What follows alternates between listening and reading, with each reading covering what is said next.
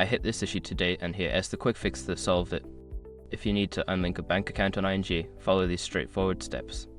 Step 1. Log into your ING account. Open the ING app or website and enter your login credentials. Make sure you have your two-factor authentication method ready if prompted.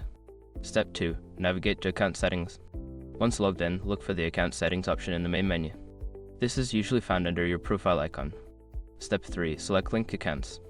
In the account settings menu, find and select Linked Accounts or Manage Accounts. This will show you all the accounts currently linked to your ING profile.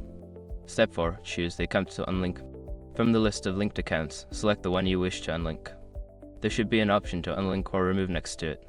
Step 5. Confirm the unlinking. A confirmation prompt will appear asking if you're sure you want to unlink the account.